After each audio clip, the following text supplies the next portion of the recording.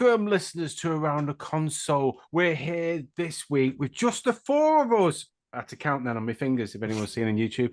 Just the four of us. It is John, Sucky, Bob, and myself, Cliff. No more Craig because he's stuck in a glory hole. But this week, this month, we're looking at The Celestial Toymaker. And William Hartnell. Love it or hate it. Let's hear what you think. We'll go to John first. I love it. I thought it was great. I thought it was quite entertaining, the fact that we could see these. I know that the idea of clowns, everything's creepy these days because everybody likes to get freaked out by clowns for some reason. But I thought it was just probably really quite cutesy in a 1960s way. 66, yeah. Yeah, it was a little bit jarring because we didn't have full visuals of it all.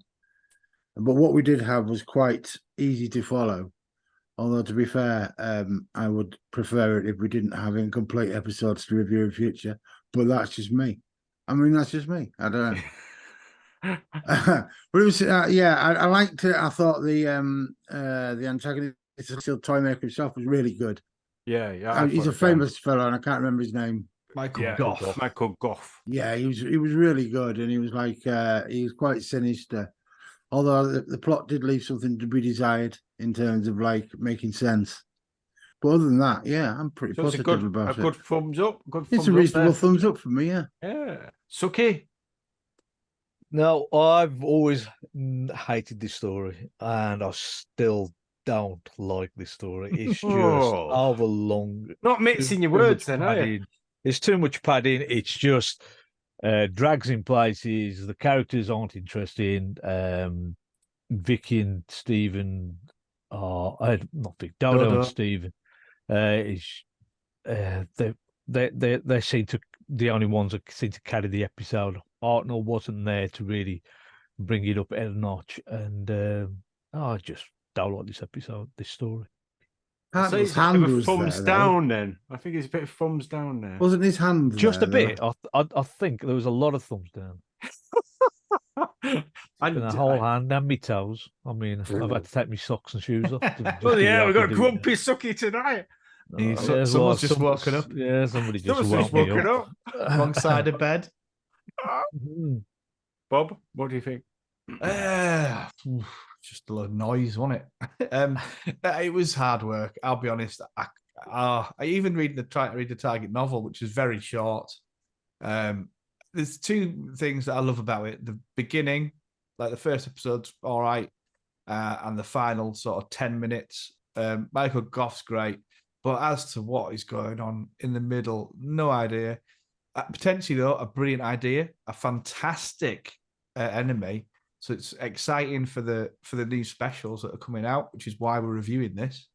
And now that we know the Toymaker's coming back, I'm going to go a bit deeper, might as well, just very quickly, is that bit at the end when the Doctor goes, we'll see him again, he's immortal, and it made it out to be this big deal. And he was a big deal, the Toymaker. He was one of the first, if not, is he after the Time Meddler? Do we meet him after the Time Meddler? After the Time Meddler. Yeah. So apart from the Time Meddler, we've never met anyone that's as powerful as the Doctor. So it's massive, and the fact that they've waited for how long? 50 odd years. 50 odd years. It didn't say. Did they say he was immortal or that he's indestructible? Immortal. He's immortal. He makes his worlds, and then he's immortal, so he continues and just makes a new one. But yeah, so potentially this could have been amazing, but I think there was a lot going on behind the scenes to make it not amazing.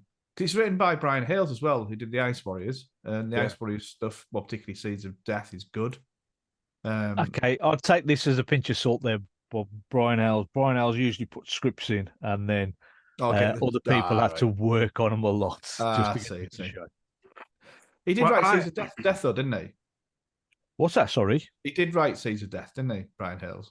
Terrence Dix did most of that. Oh, right, and it was Anyway, sorry, Cliff. What did you think of it? Yeah, what I thought it. This I watched it obviously because of what's coming up, and I had that so I had a different frame of mind about it than the last time I watched it, which wasn't that long ago. It was only like a couple of years ago. Still watched it on the stills. Yeah, listened to the audio, and I really enjoyed it. I love the surrealness of it. It reminded me, and I had it in my head, I fucking forgot it. It reminded me of another one where it just goes really trippy of the second Mind Doctor. Robber. That's it. Of how they go into these different places and something's got to go on, and it's the plot of it is a little bit out there, but I've also got some great theories as well. What I've been thinking about. I thought it was one where if you'd watched everything up to now of Hartnell in order, which I did a few years ago, it's all historical, it's all, past tense, and it's all futuristic, but not just too far away, and all this type of this. This is the one which is like, whoa, we're in the 60s. Someone's just dropped some acid. There's definitely something a bit trippy on it going on. Yeah, I want to hear some of these theories, Cliff. So, my theory, sorry to take over, but one of my theories is, and I've written it down, is the fact that the Toymaker says to him, you've got to do this game, yeah? So he's got on this constant game, and he's got Dodo and Steve going on their game. And then Hartnell, when he's back into it, says, if we complete the game, we'll end up destroying it. Everything's going to get destroyed, yeah? I think the Toymaker wanted him to destroy it. That was his thing. He enjoys people destroying what he builds.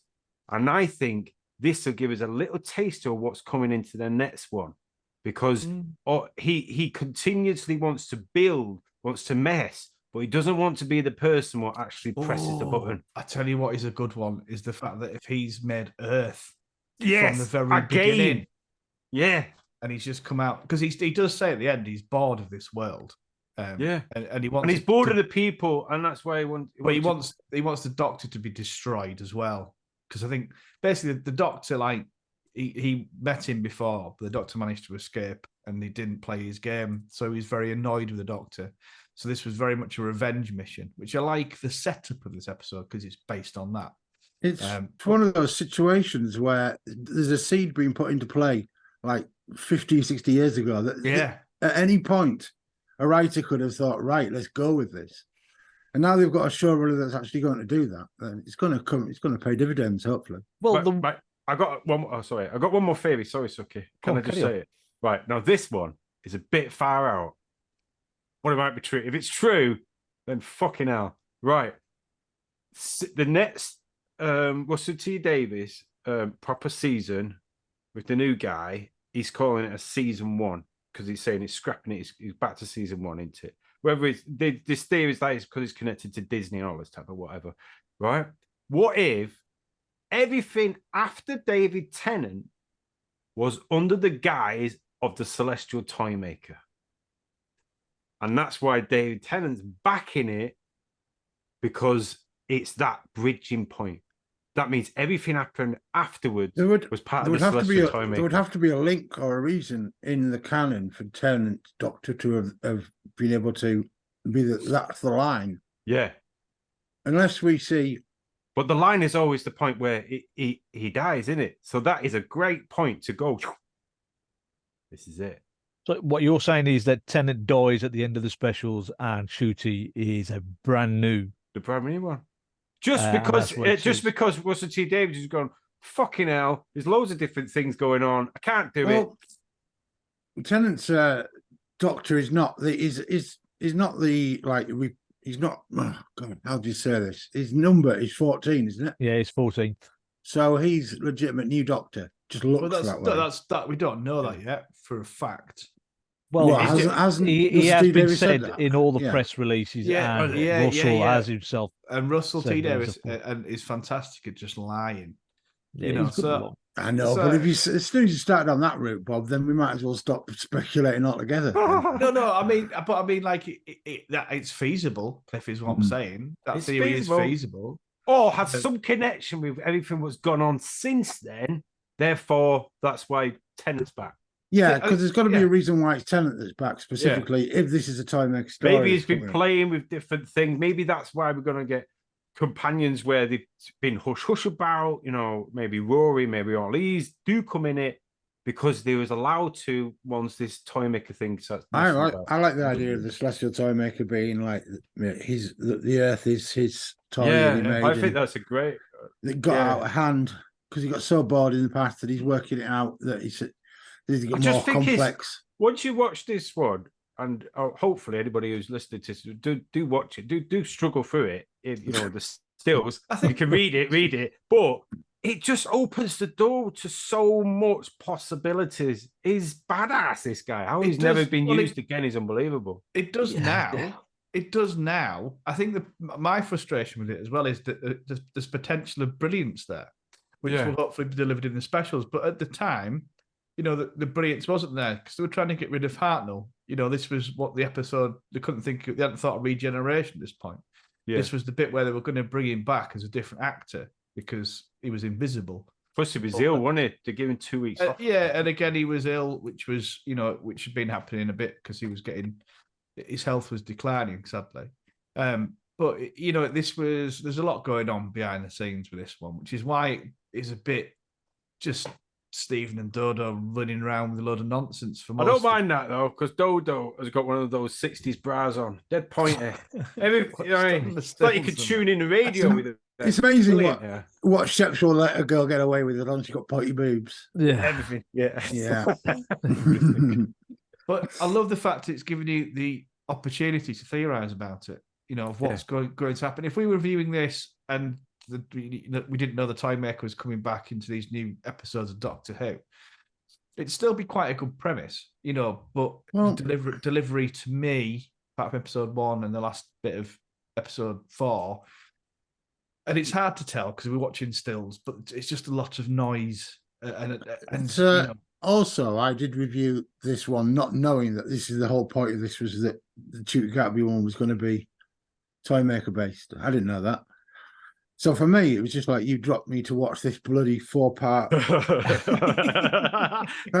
Why? I bet you're slagging us off. Mostly missing story. But like now it makes a little more sense. That's why we picked it, and I don't mind. And it makes actually in retrospect a bit more interesting as well. Yeah, absolutely. I was going to ask. So there's a bit of racism in this. Well, yeah. I didn't know it. I didn't pick up on it. Well, I think the word celestial in America, and especially that is wearing the Asian costume from Marco Polo, symbolized that it was, I think it's an Asian slur in America. I'm not sure, but that's what I've read. And the fact that he's in that costume as well, he does. I don't know if he's purposely doing this frowning expression as well. It seems to be definitely undertones. Well, according to the script. Woo! A striking officer man is dressed in a bejeweled robe of a Chinese mandarin. So he's definitely it's not like you're saying he should be Chinese, but that's definitely what they were going for. Yeah. But they didn't do like Talons of Wenchai anime or like that. They don't yellow face him. No, yeah. They do so what is that the bit of racism then that in America? No. It's not just that. In fact, I've just got the script. I've got the script out in front of me, and it's the original one that we listened to without editing. So so I am reading it now. Eeny, meeny, miny, mo, and then you can fill the rest in yourself. What? Yeah. It's in the. Right, I'm going to say eeny, meeny, miny, mo. Catch an N-word by the toe. That was in this. That's like a 56. That's a slur that's been around for hundreds of years. Was that the version we watched? Yes. They've either just muted it or they just they didn't on the one we watched. No, he came out and completely said it, which was like, that really dates it. Okay. Wow. I didn't pick up on that. That's how much attention I was paying to it then. I can't believe it. I'm reading the script now and wow, it does say that. Oh right. Well, that's not a script. This is not a script. This is it's a bit of transcript or whatever. Right. Wow. Yeah. That's not cool. It's definitely off its time. Yeah, it's a product of its time. I understand. Yes. Yeah. So this sort of thing's probably been said in playgrounds up and down. I mean, I would have to say as well that my dad has been known to say that. So it's not like it's a. It's not. It's definitely a product of its time, and like consequently, like if you're going to redo it these days, take it out Yeah. or don't put that slur in there. Mm. But they're not going to, because it's like this was done in the 60s. So, God Yeah, damn well, it. this is the That's the way it was. It is what it is. original audio of what was on telly in it. If they were going to, if they found the surviving footage, I imagine they would change it, and rightly so. Cool. But Michael Goff is it's amazing, fantastic. Well, he is, isn't he? So it's like He's a little above the acting, acting of the companions. God. Well, probably one of the best at the time, and if not afterwards as well. I don't think they had anyone as big that big. He was. Yeah, he was at the time married to Annika Wills, and was he? Yeah, and he was and he was quite a big actor because he was making movies left, right, and centre. Oh, do you reckon she got him in it then? Well, it's what's that? Sorry, time, wasn't it? Did she get him in then? No, it's before her time. Yeah, but she was Polly, married John. Yeah. Polly and Ben. Right. Okay. Yeah. A bit later. It's the companions after Stephen and Dowda. Yeah. So they turn up in a couple of stories time anyway. Although she probably knows, she'll have known she's got the job, wouldn't she? I imagine at this time. Again, I'm not sure because she was they're always married recorded about 1-2 weeks before they always broadcast. So how close they were to casting her is anybody's guess. And so if that's how close, she might have been cast at the time. He might have put her name forward then because they was married in 65. This was 66. He might have gone, use my business. Yeah. It could have been. He could have put a name forward, but I like to think that she got it on her own merits. But Michael Goff was supposed to be coming back in the Colin Baker era as the Toymaker. They did do a story, the Nightmare Fair. They had it written. They were all ready to go, and then Michael Grade decided he's going to put the show on hiatus, and that whole Toymaker making a second appearance in Blackpool, I think it was. At a fun fair, or went up the Swanee. Big Finish did it though, didn't they? Big Finish did it. There was a novelisation of the book, so it has 2 versions of that story have come out. Yeah. Both written by, I think, Jerry Davies. I think. I mean, it's one that we've wanted to that the Who fans have wanted to come back for a long time. So I'm not surprised there's a lot of excitement about it. I think. Sorry, I was going to say, and to do it right, to do it justice, you can't obviously do it like they did on just sets. If you've got the money behind you, you can do something spectacular because you could literally mess with anything. It's that powerful. So maybe it was a good thing that they didn't bring it back at the time and it went on that hiatus because can you imagine it'd be pretty shoddy just filming around Blackpool? But also, it's like if he's such a powerful being, then less is more when it comes to revealing stuff. So why would an immortal being be hanging around and interrupting things as often as like the Master does? Yeah. This is going to be like once every 50 years he might turn up and do something amazing and then he'll get defeated and then we'll try again in another 50 years. I think what's exciting about it now and talking about with you lot is that he creates worlds, and I'm still very excited about his potential of Earth being one of his worlds. Twin Earths. Why else would he be there?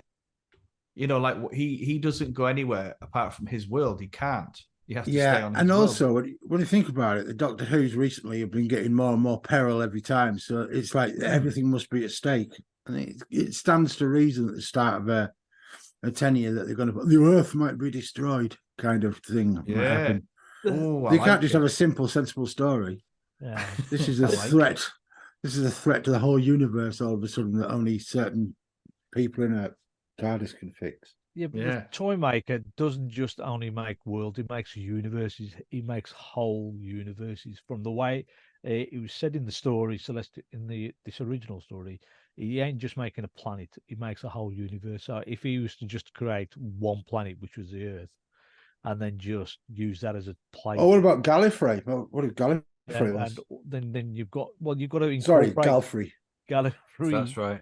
Gallifrey into the whole thing that the Toymakers made and all these other planets, Daleks, Skaro, Cybermen, Telos, everything. If you're thinking he only just made the one planet, he must have made the whole universe. Yeah, but I mean, it doesn't necessarily mean he has to have made a universe to do it. He just could make his own planet because he felt like it. If he's that powerful, he's not going to be restricted to like, I can't do anything in this universe because it's already full of stuff. Yeah. And that's why true. not? I mean, I'm sure the Celestial Toymaker planet that he was in, was that in its own little pocket universe? Yeah, it was a pocket. It was his home pocket universe, Yeah. and it's just whatever he'd like to. Maybe the whatever- universe is his own pocket universe, and it's all. That's what I mean. That's Yeah. what I mean. The He's whole God. universe. The time Yeah, is he's God. God. Yeah, essentially. Yeah. You He's know the what? creator of all. Yeah. You know, like I always have this thing that, people who write for Star Trek, Nick from Doctor Who, there's another one. Q. It's fucking Q. Well, yeah. Yeah, I mean, it could that's be. kind of a cue. Yeah, Borg, it's exciting, Cybermen. isn't it? Nick, every time from Doctor Who. I mean, it's more exciting than what we're reviewing. this theorizing about stuff. Yeah, well, yeah. we seem to be theorising a lot on whatever Cliff's theory was. I think because Rather we're talking all about the story excited. itself. Yeah. I think we're just hanging on to anything that's interesting enough to say about the story, to be honest. I mean, the story, like the games, are just a bit shit, and I did. And it was hard to No, you develop. see, I don't think. I think, yeah, in the context of 2023, Yeah. they're totally shit. But in the context of 1960s, where the sort of epitome of your Christmas Day was playing fucking charades, that's what it was like. It wasn't like this is like, and the idea of a fun fair was a thing that kids like really wanted to go and see because they didn't have video games; they had books, and that was it. Oh, didn't So Billy, so you Bunt- can understand. didn't Billy Billy Bunter. Bunter kick off like the real Billy Yeah. Bunter character because he was being portrayed as being evil? It was But- the Create. people who owned his intellectual Your stuff. copyright kicked off, yeah, because That's of that. hilarious. Yeah, and then it just changed it to be a Bunter-like character. Quite Yeah. liked him. I quite liked him though. He was cool. I like that kind of like he Yeah, just but wanted to win at all costs. He was just a Billy Bunter, though. He was. Oh, Such I a was copy. Billy Bunter. Yeah, he was absolutely Billy Bunter. But it was just again, I think even if it existed and I'd have seen it, I still think it'd have been hard work. The middle of No, this. man, I don't know. Why did you ask somebody who watched it when they were young at that age? Oh, yeah, So suck I it. bet- Okay. Yeah. I hated it then. What I still hate it. There you go. There's Yeah, my. but It you was know, clear as day. you know what I mean, though. It's just like it's. Yeah, you can't criticize it. Like you can't really criticize for the language because they weren't doing it out of any obfuscation or way of any being racist. They were just It's just at the reflecting the time. way somebody would have said something. And I think, to be fair, I think that line wasn't scripted, by the way. I think it was ad-libbed. Just an eeny, meeny, miny, mo. Just like you don't, I mean, there's multiple generations have changed that over the years to try and make it less racist while still keeping it racist. But yeah, I think that it's just, I think we just have to be a little bit more forgiving of the fact that it was then. Also, the fact that they more or less had to do a complete rewrite within a month of it before it started broadcast.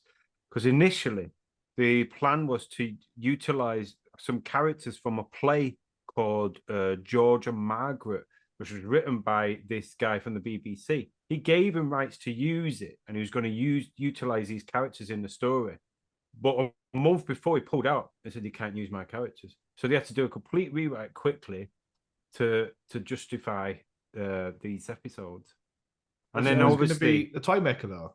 Yeah, he had to be the Toymaker. No idea what this George. I tried looking to see if anybody had any, scripts or whole things of it, but there's nothing there. The only thing I could find was that. Talking of Star Trek, Nick and Doctor Who stuff, you know the game that he's playing. I forget what it's called. The one the Doctor's playing. Oh, the pyramid one. Yeah, 3D chess. That's basically. It is. It's basically that's your standard you're getting. That's why you're saying, Bob, whether the games are shit. Star Trek 3D chess isn't fucking exciting, but that was considered modern at the time as well. It just I couldn't really work out what it was. No, it wasn't. Like. There was no rules. Peter Yeah. Purvis did say in one of the clips that he knew how it worked. Oh, did he? But I think he was talking bullshit. I think he's talking. I think he was lying. Yeah. Peter Purvis, and it's no offense to the guy, but every time I see him in stuff as a companion, Stephen, I just can't get over how massive that chin is. He blew Peter for me. That's the only That's time what I knew it him. is, but it just messes with my head too much, and the fact that it doesn't gel well with Dodo. I don't think they got a good. Even though this was heavily the companion, they don't gel well together. Them two. He looks like a dad hanging around trying to be cool. Yeah. this is one of the things that really annoyed me about the story is that the characterizations of the companions during this story is just way off. And Stephen's quite a decent character, and he does he can take charge, but he seemed to come across as a whiny git, and just didn't take anything from anybody, and it was just confrontation after confrontation after confrontation, and he's not that sort of character. Whereas and Dodo was just she's been better. I don't mean to criticize Busuki, but yeah, it was written that way. Could it not be that it's like he changed his character, or his character isn't exactly as you want it to be or imagine it to be? And it's kind of like, yeah, people have off days, and people are assholes sometimes as well. And I'm thinking, I'm just trying really hard to defend this episode. I think, I don't know why. Well, you're the only one that really seems to like. You know what? It's not about liking; it's just about accepting it. That's a good. I think that's a good point what John's brought up there, because we're thinking if the Doctor has gone, and he's usually the whiny, moany bastard, William Hartnell, maybe he stepped in to cover that role, Stephen, and that's why he's adopted this moment. You turned into Mr. Theory, aren't you, today? Boom, boom, boom. Coming out with it like gunshots. It's like I've had a fat J before. Yeah. Pew pew. Amazing. But it is. It's worth a watch. Anybody who hasn't seen it, it's worth a watch. Give it a go, especially because what's coming up. I imagine the book was better though, was it? Yeah. Well, it's dead hard to get hold of, isn't it? Well, no, we all had it. I got the PDF. Yeah. Just never read it. All right, fair enough. It's very short. Yeah. And it does explain a bit more than what you see on what we're able to see on screen. I think a lot of the target books, kind of the way that I imagine it, it's like the writer who's written the episode writes the book, but fills in the context that isn't in the TV. If it's just a representation of the TV episode, then yeah, it's a waste of time. It is, and I think Target's always done better. Terrence Dicks always does a good Target, but he just literally goes. He had to write a lot of them because the writers didn't want to do it. But when the writers did do it, they did tend to add in their bits that maybe they didn't get in and maybe explain it a bit more. This is just very much this is what's happening.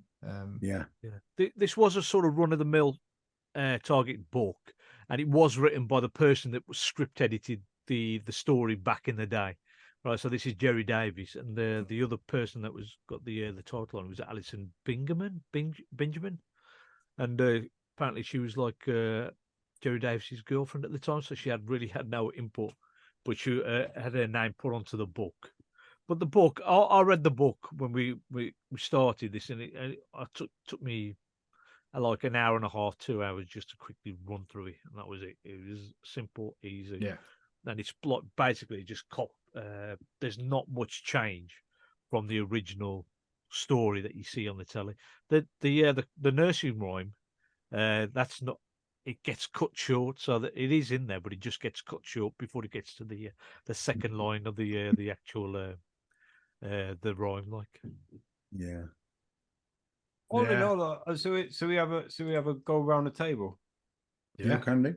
Before we finish, and your 2 words, by the way. Oh God, hold on. I start with Bob. Yeah, it's whetted my appetite. I'm glad we've done it because it's whetted my appetite for the coming specials. So whet appetite with my 2 words. Oh, I like that. And Suki?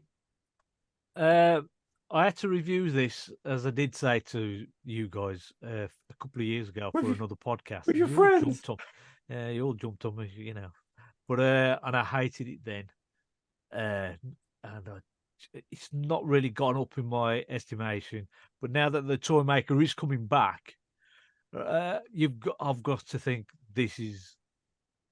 I've got to start thinking how I can like the character again. So, but for this story, I'm just going to say it's utter tosh. Utter tosh. Oof, it's a bit after all we've been through as well. And John? Well, I think obviously Suki's been overly harsh there because he's just woken up. But I need to be fed, watered before I yeah, podcast. Yeah, but I mean, I think in terms of like this, the Toymaker we're going to get for this series is going to be, he's going to bear the only similarity I reckon he's going to bear with this Celestial Toymaker that we reviewed is going to be the manner of speaking, and he's just going to talk like the bloody master anyway. Yeah, yeah. So it's just going to be that's the way you can see how he would delivered it in this show. It's just like, doctor, da da da. You know exactly what you're going to get, so it's not going to be any surprise. My 2 words are fandabidosi. Is that 2 words? I don't know. It is Don't now. ask me. Almost One. don't give a shit for some reason. I don't know why. Well, I would say it's probably out of all the classic ones we've watched for a long while, had us mumbling and thinking and theorizing of what could come next.